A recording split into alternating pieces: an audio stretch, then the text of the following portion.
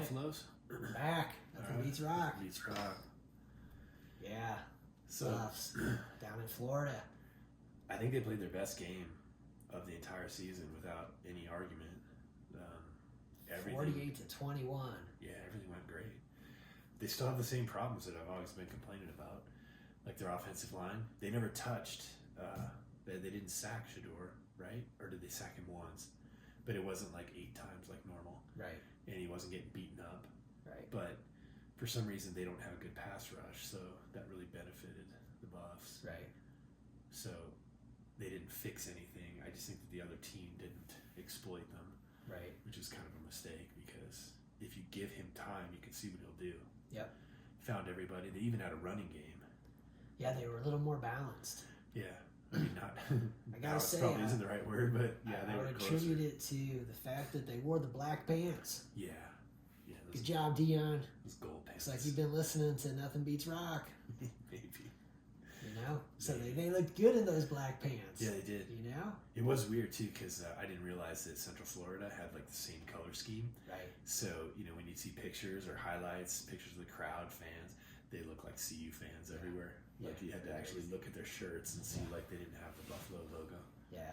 So, all I can say is let's hope the Buffs stick to that. No more of the gold pants or the white pants with the white jersey. That looks awful. Right, they look like ice cream men. Looks terrible. So And the gold pants look like Dancing with the Stars. God, they look horrible. Yeah. The gold pants with the black jersey, okay, that looks good. You know, at home, Yeah, I like the black pants, but like the gold pants with the black jersey, that's, you know, back in the day, Bieniemy, those guys. Yeah. Yeah, that stuff's fine. Yeah. But like when you're on the road, the white jersey, No. not with the white pants, not with the gold pants, and they even have that the silver on silver look that they bust out some. Yeah. That looks good, but man, on the road, wearing that white jersey, wear those black pants. That just looks so much better. I know it's silly to be harping on it, but it's like, no, man, like don't wear that other stuff. You look ridiculous. Right.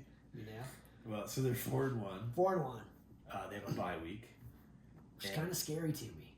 Well, I hope they spend the bye week working on tackling techniques because they don't wrap up. They Defense still work don't on wrap tackling, offensive line work on blocking. Blocking. Yeah. Those two things. Everything else seems to be doing pretty well. Yeah. And like I said, a bye week, yeah, that could be scary. They could spend. They were 4-1 last year, man. So it's sort of like I saw on ESPN. It was Stephen A. Smith picked Deion Sanders to be the coach of the year, and Paul Feinbaum mouthing off about it. Now Feinbaum is saying, "Oh, I should have just kept my mouth shut." Yeah, I just think it is very early still. They got 7 more games, so. But of the 7 more games, I think there's only 2 that they're probably not favored in. Kansas State. Kansas State's not up next. Game is here in Boulder. Arizona's kind of an iffy one. Is Utah? Utah's the other one. Okay. But I think they're all winnable. See, that's the thing, though. Looking at the Buffs, you just feel like it doesn't matter. Do you know what I mean? Sure. It's like, hey, man, they can lose to any team on their schedule. They can probably beat any team on their schedule. Right. So, the one thing in this However, if they did that for the rest of the year, because last year at this point, they literally had like 1 game they could win on paper, and then they won none of them. So this year, at least, there's some that look winnable, and if they were to win half of them or so, they're bowl eligible, which is a huge accomplishment from 2 years ago. If they win 3 of the remaining 7, that would be 7 wins, and we both know before the season started, we would have been super happy with 7 wins. Yeah. So and like I said, if they're bowl eligible, and to go from a 1-11 season where they shouldn't have won the 1 game, and then to last year, Cal, they had no business winning that game. And then last year they won 4, even though they won 4 out of 5, and then the rest of the season was dismal. If they were somehow to be bowl eligible, 6-7 wins, what an amazing turnaround. Yep. So hopefully, work on the offensive line some more. The play calling seems a little better. I don't know if. You know, one thing, man, this thought crossed my mind a little bit with the Buffs. Okay, a lot of Deion's coaching staff are guys that coached in the pros. Yes. And so, you know, think about like when you're going to school, right? Okay, so you got, like, say, elementary school, you got middle school, you got high school, you got college. These professors, if you're going to college, they expect their stuff that you already know. Yes. Okay? So you kind of look at these coaches and everything, think if you're coaching the pros, you think these guys know some stuff instead of being like, hey man, you're coaching in college now. These Right. dudes don't know some of that stuff. Right. You got to coach them up. You got to coach this offensive line so that they know who they're blocking on the plays. Because Sure. when we're seeing 3 dudes come in there untouched, I can't believe that our guys are all that bad. It's No, just they're all they highly just recruited don't players. know what they're doing. They Right. don't know who they're supposed to block and stuff. But and so, at the same coach 'em time, up. though, I mean, I agree with what you're saying, but the offensive playbook is so dull. It's like, are you thinking that they've dumbed it down and that the offense is capable of more? Because really, the only problem with the offense is the offensive line. They just seem to not know what they're doing, and they get beat badly. See, that's the thing is, I think what we're seeing with a lot of it is you just think, hey, okay, so you've got this play, okay, it's supposed to kind of happen like this, but when the ball snapped, things go differently. You Right. start looking at like the best guys in the pros. If you look, we look at Mahomes, we look at Josh Allen, we look at Lamar Jackson. It's like, why are these guys so great and everything? And it's like because they make stuff happen. Go with John Elway back in the day. They make stuff happen Right. when stuff isn't going exactly the way the play is designed. With Shador and some of the wide receivers they got, they can do that stuff. But not But if they have not 3 when he's seconds. got 3 dudes Yeah. on him immediately, you know? Yeah, I mean, he And- doesn't have 5 or 6 seconds to look around and find plan B or C or D. Yeah. He's got 3 seconds, and then it's run for your life. Yeah. Or just get So that's where it's like, just slow him down a little bit, you know? Right. Even if They're- you they're just not fall down in front of the guy and everything, man, like, They're not even holding him. you know, where it's They just get like, it through seems like the clean. ball snapped, and by the time the dude looks up and everything, it's like, wait a second, am I blocking him or him? I Right. don't know. And they're just both past him, you know? And Shador is like ducking and spinning and running, and Yeah. he's not even like running the play. But like you said, it looked better against Way Central better. Florida, so And step in the right direction. I didn't think the Buffs had a chance to win that game, Me either. and they absolutely hammered them. Yeah. So, I mean, okay. Yeah. Hopefully I've just been wrong or overcritical. And let's say the Kansas State game. I know we'll get into that next week, but that's a biggie. Oh yeah, big game. You know, they just beat Oklahoma State, their Right. ranked team coming into Boulder and everything. This But they would got be- beat. They got beat by BYU the week before, and BYU jumped all over Baylor, but then let them back in the game. So Right. it kind of fits into that. All of them are winnable. Right. Depends on which Buffs team shows up. Yeah. We'll see. Should be a good atmosphere. Yeah, Looking forward to that I one. do. I like it. Yeah, they're definitely going in the right direction.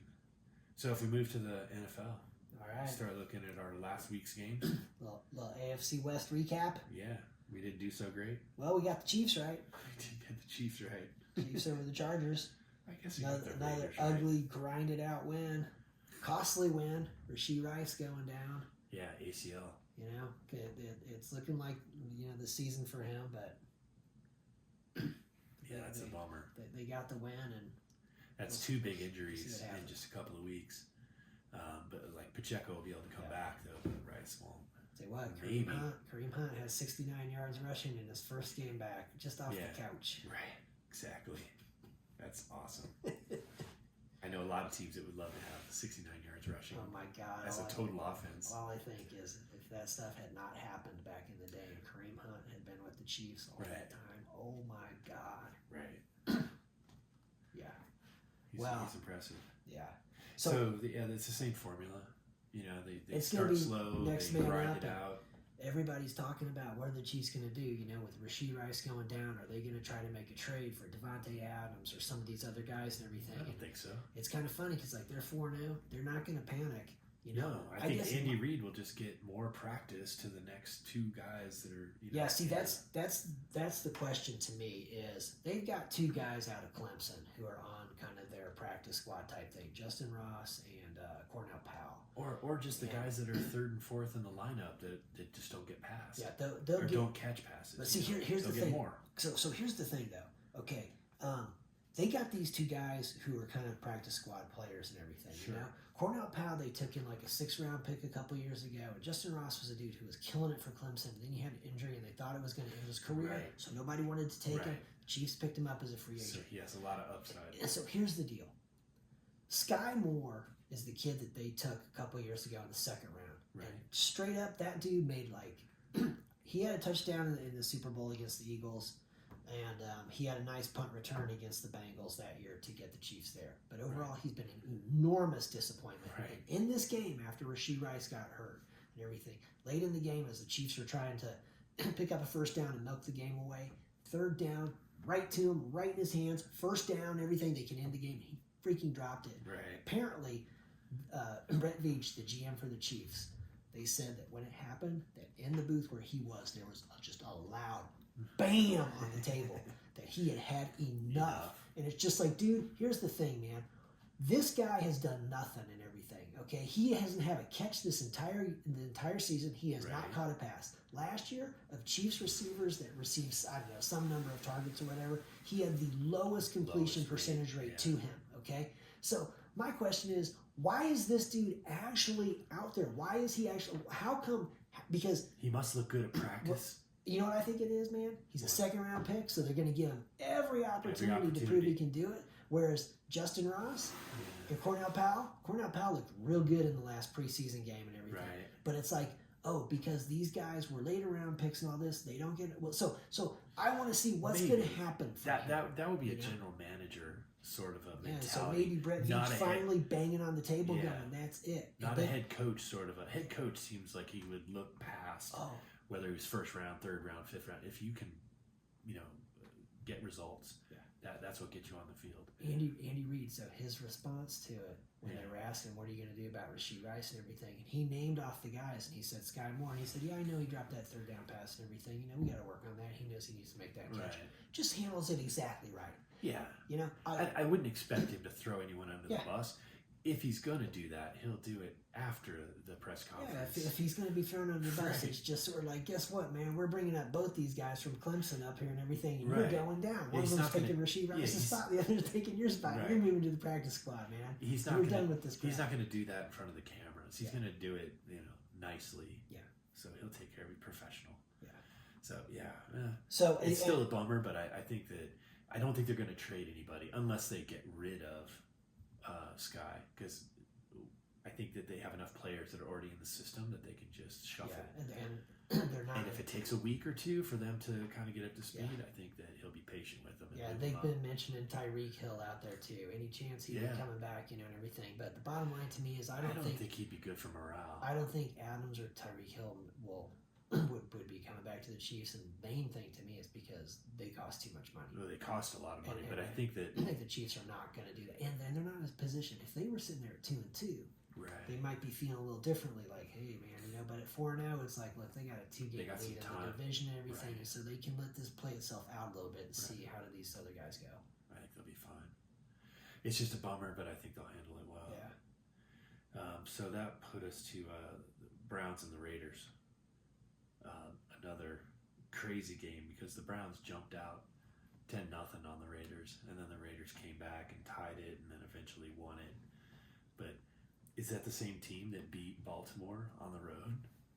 I'll tell you what, let's see. I think I saw the stat on there that the Raiders, they had 152 yards rushing. That was shocking. Right. The Browns' run defense must be terrible. Because in all those previous games we talked about, the Raiders, it was like they were rushing for 25 to 50 yards a game. So, something there. Gardner Minshew didn't have to be Superman out there. Right. But he played well. He didn't have any turnovers. He did a fine job. Right. They're just a weird team. They play really good one week and then just barely, like the next 2 weeks. They lost to the Panthers and then they barely beat the Browns. So, tough. The Panthers coming in there beating them, that's just embarrassing. Man. Like, yeah, so they let them off the hook. They're a tough team to call, thinking, man, they're beating one of the best teams in the Ravens, and they're losing to one of the worst teams in the Panthers. I mean, the Panthers could have run the table. That makes the Raiders dangerous. Yeah, you just don't know. You don't know. You don't know who you're going to get. Yeah. So we'll see. And then that takes us. The last game was the Broncos at the Jets, which was surprising to say the least. We just didn't have the guts to pull the trigger on the 10-9 Broncos win. Right. We joked about it, but then we both picked the Jets. Didn't do it. I mean, I wanted the Broncos to win. It just didn't seem realistic to pick them. Yeah. It seemed like the Jets were just going to outplay them. Yeah. I don't know if the weather is what did it, but I was happy when I saw the rain. I just thought, it's going to help. It did. You know, they played well. Bo Nix just didn't throw an interception like he had in all the other games. So yeah, he just stayed in his lane. The defense looking good. The offense not making the big mistake. Yeah, the defense, both defense, even the Jets defense. They knocked Rodgers around. Yeah, 5 sacks. So that was an impressive game. Yeah, I'm not saying the Broncos are going to make the playoffs, but that was a step in the right direction. I think it was a big step in the right direction. Because the Broncos look. I mean, let's just face it. AFC West. Yeah. We know that all 4 of these teams are capable. Like none of these 4 teams are going to have the first pick in the draft. Right. No. These teams are. Well, no, they beat the Buccaneers on the road last week, yeah. or the week before. They beat the Jets this week. You know, the Raiders are beating the Ravens. We know the Chargers are pretty good and everything. We know the Chiefs are good. So yeah, it looks like it's a tough division. Definitely. So, move to this week. All right, let's see what we got here. We got the Raiders at the Broncos. I'm going with the Broncos in this game. I'm going to pick the Broncos too. Yeah, I think Mile High. You never know what Raiders team will show up, and it'll be a war no matter what, because neither of these teams like each other. But I think, the Broncos 2 weeks in a row played solid, and the Raiders, you just don't know. Right. Who knows who will show up? Yeah. You know, they could win this game by 20 points, or they could, score 1 field goal, and that's it. So the Broncos seem more consistent, even though they're both 2-2. Yeah. The Broncos, if they hadn't made a couple of mistakes in weeks 1 and 2, they could have won both of those games. Yeah. I'm not saying their defense keeps them competitive. Yeah. So I'm not saying they should be 4-0, but they were competitive in all 4 games, and for them to be 2-2 right now is pretty comfortable. Yeah. The Raiders are just frightening. Like they could lose badly or they could win. You just don't know. Yeah, I think the game being a Mile High, I think the Broncos defense makes it tough for Minshew all day. I think so. I definitely don't see the Raiders running the football on them. No. The way they did not if the Jets Browns. couldn't run it, and if the Buccaneers couldn't run it. Yeah. So it should be a fun game though. Yeah, I'm seeing that, and I think too, with the offense, just avoid the big mistakes. You don't have to. That's key. Doesn't have to be playing awesome. Just play solid. If it's and not there, things are gonna fall in place for you. Yeah, if it's not, don't throw into triple coverage. Yeah. It's not worth it. Yeah. So we'll see. I think Broncos look good there. Yeah. You've got the Saints at the Chiefs. This will be a Monday night. Spectacular game. It could be. Saw that Chiefs are favored by 5. Right. They should be. They're at home. No one's beaten them yet. Gives Chris Jones a chance to welcome his old friend Derek Carr back. Right. Remember that roughing the passer call? We talked about it, I think, last week a little bit. Right. When Derek Carr's playing for the gently tackled him. The Raiders, he came in, took the ball, stripped the ball from him, gently set him on the ground. He got flagged for roughing the quarterback. Yeah, we can't have that. We cannot have that. Let's hope there's not a call like that in this game.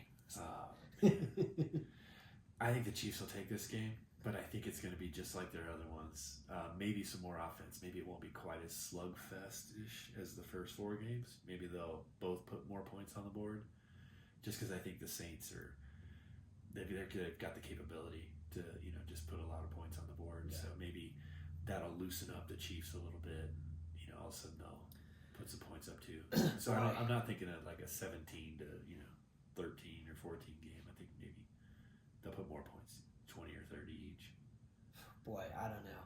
I hear you. I got a feeling with the way the Chiefs offense look, it's going to be interesting to see what happens with the wide receiver situation with Rashee Rice out. See what Andy Reid decides to do and go there and everything. But I don't know. All of a sudden, Kelsey will be a big part. Where he's kind of had a small role. Yeah, his role will grow a bit and everything. Definitely. I'm kind of seeing this as another ugly, grinded out kind of game. It could be. I think they'll win. I think the Chiefs can win either way, but I think it should be a fun game. Yeah, especially the Saints, kind of unexpected. We picked them to finish like second or last in the NFC South, and they just came out of the gates flying. Yeah, we wanted to pick him, but Dennis Allen, right, the coach, we were a little like, meh. I know I was not a believer in him, but right. They're looking. I don't know. Well, and it was the Buccaneers too. So I guess I'm going ugly win for the Chiefs. Mahomes add to the legend, but I kind of don't see a high scoring game, mainly because I don't know that the Chiefs are capable of a high-scoring game.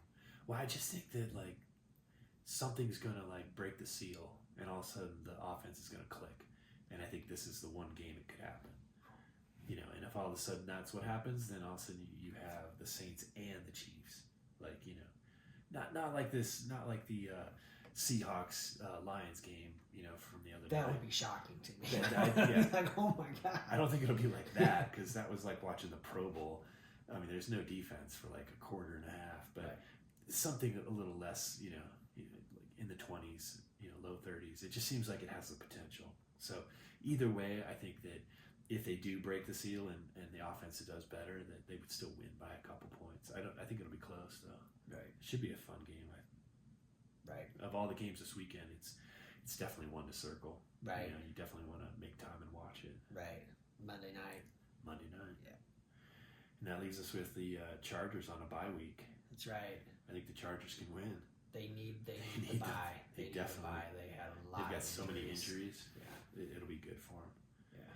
Like, I think you'd like to have a bye where it's a weekend to recover, or a week, 2 weeks to recover and plan for the next one, but they actually need like healing.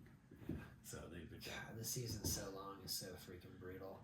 and yeah, to lose your starting quarterback early, that's just like disastrous. Yeah, I mean, I think it's- Harbaugh can like figure it out, and they'll just, you know, more grinding game. Yeah, they're a hard-nosed team. I mean, it kind of wasn't really a big shock that game was the low-scoring game that it was. Right. You know. But they still kept it close. So, you know, I just think that the Yeah, Chargers. they had the 10-0 lead. You know, halftime and stuff. It was looking, Right. and then the Chiefs kind of got it going, and It's kind of their MO. you know. They start slow and they just get momentum, and all of a Yeah. sudden you're like, damn, they're right back in it. Yeah. So, but no, I think the Chargers they'll enjoy a week off. They can try and figure some stuff out. Yeah. All right, and that brings us to first and First worst. and worst. Well, gonna just stick with the Chiefs in first until they lose. Right now, we're looking at the Chiefs and the Vikings are the two undefeated teams left. Yeah, that's a good formula. No one's beating the Chiefs, so you keep Sticking them. with them. So we've done this for 3 weeks. This will be the 4th week, and every week I've picked a different team, and every week that team has lost, like embarrassingly lost. So I think I'll take my newfound powers and I will aim them at the NFC North, and I'll pick the Minnesota Vikings. So Wait, who are they playing this week? Didn't we? they're playing the Jets. They're playing the Jets. That's right. At That's home. right. That's right. That's right. Right. So yeah, in advance, you know, you can. You're welcome, Detroit Lions and Packers, and the Bears. Yeah, it's funny. Every team I've picked, you know, they had great games, great record, everything looked awesome, and then the next week they just laid an egg. Right. I mean, like the Bills, they played horribly. Right. So After yeah, hammering teams. Yeah. Looking like, oh my God, there's more 40 points every game, you know? right. They're Yeah. winning by over 3 touchdowns a game, you know? Right, Yeah. definitely. Yeah. So yeah, this time I'll throw it at the Minnesota Vikings, and we'll see what happens. I like it. That's a good pick. Right. It's a strong pick, you know? We'll see how Sam Darnold handles the weight of the crown. Right. So yeah, they're only 2 undefeated teams. Yeah, I like that, Rodgers. Yeah, go Aaron Rodgers. Yeah, I haven't said that before. And worst. Worst. I'm sticking with the Jags. The only winless team. I know. 4 down, 11 to go.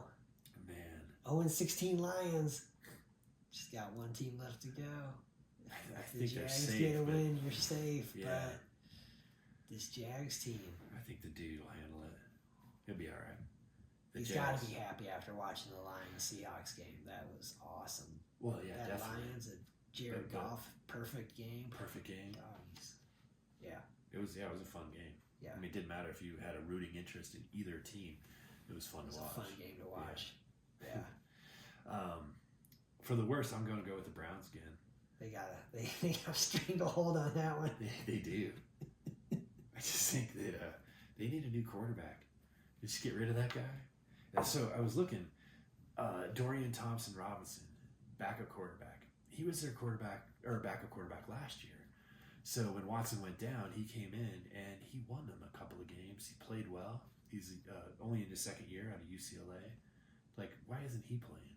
Right. and then he got hurt, and then they brought Joe Flacco in, I and gotta he had say, that legendary run to get him into the playoffs. I think, remember like what I was saying about Sky Moore? Why does he get all these opportunities when some of these other guys don't? Right. And everything, where it's like, how much worse can you do? Well, it's because he's a second-round pick. Well, and this they owe him $100 million Yeah. or something. Deshaun Watson, it's like they're paying him so much money that there's no, he's going to play until he gets hurt. He's dragging down their entire organization. Yeah. But I look at, they have a good backup quarterback, and then they have Jameis Winston from Florida State. He's their third, or Jameis, from Florida State. Yeah, I remember him. He was awesome too. Tampa You're Bay telling me played that for the neither Saints, one of those guys could play better than Watson's playing right now? It's like, I just think you got to pull the trigger, get rid of that guy. So maybe they're angling for the first pick so they can get Shadur Sanders. who knows? Or maybe they're waiting for the court system to get rid of him. I'm not sure, but can you imagine Shadur Sanders? Do we have to keep paying this guy Right. if he gets busted for this? Right, if he goes to jail, doesn't that void his contract? So, and I think, you started it earlier, but if you look at Jacksonville, they play the Colts this week. I think the Colts are probably going to beat them because they're upright. They're 2-2 and 0-4. I think the Colts are 2-2. Yeah. That sounds about right. So- I know Jacksonville's 7-4. Yeah. 0-4. So they'll probably struggle or lose this week, but then next week is Jacksonville and the Bears. So that would be two struggling teams to watch. So Yeah. something to keep in mind for the following week. Like we said it before, Jacksonville, it's been shocking. 2 years ago, they looked like they know. were a decent team, and now They looked like they were going to be a perennial pain in the ass for the AFC. Yeah. It was going to be Kansas City, it was going to be the Bengals, and then all of a sudden it was going to be Jacksonville, and then man, here comes the Texans, and all of a sudden, without losing anybody really, Jacksonville just fell apart. They still have their quarterback, and it's like I haven't watched any of their games, but just looking at the highlights or the lowlights and reading about them, I don't see why they're playing so bad. They have the same coach, same coaching staff the whole time, and it's like it just somehow they just forgot how to do something. Yeah, and they're just losing. They're definitely trending the wrong way. Yeah, 2 years ago they were a team that was coming up, and it looked like, whoa, man, they're going to be the team in the AFC South for a little bit.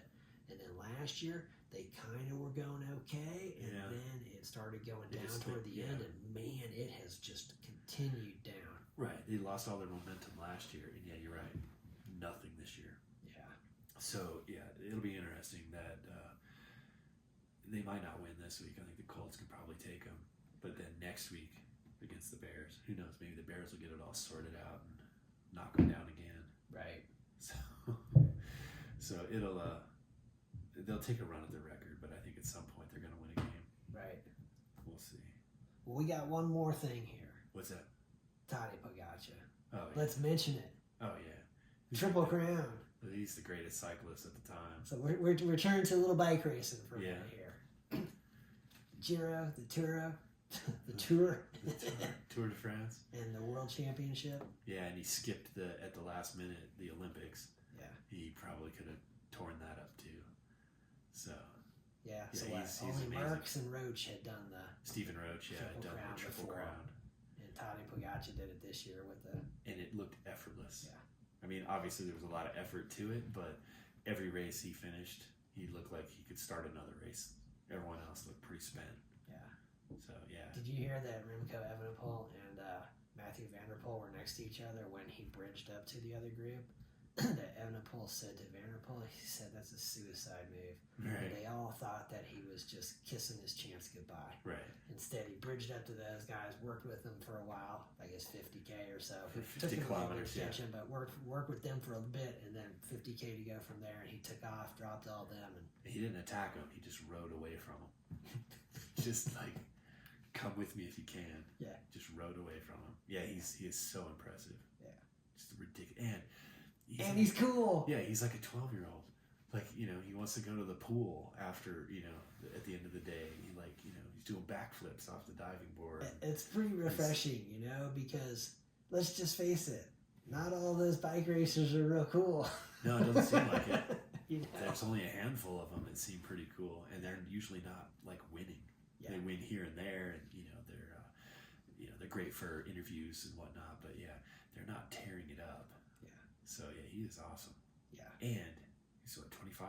26. 26 now. Yeah. It's ridiculous. Yeah. He's got years. Yeah, between the top 3 guys that are currently there, they could all 3 take their turns being on top for the next 10 years. Yeah, and who knows who else comes. Toddy eats first. Yeah. You got Vingegaard right there, and you got Evenepoel, and yeah. He decides his race schedule, and the others go, okay. All right. So based on this, if I do these, I got a chance to win.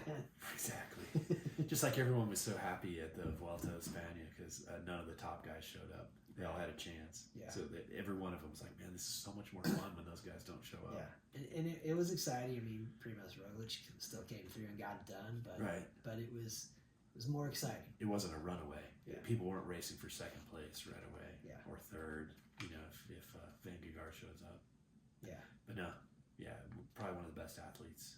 And those guys, they should get more credit because they're almost hockey player tough. When you watch the Vuelta a España, what's his name, went down at like 35 miles an hour. I'm trying to think of his name. McNulty.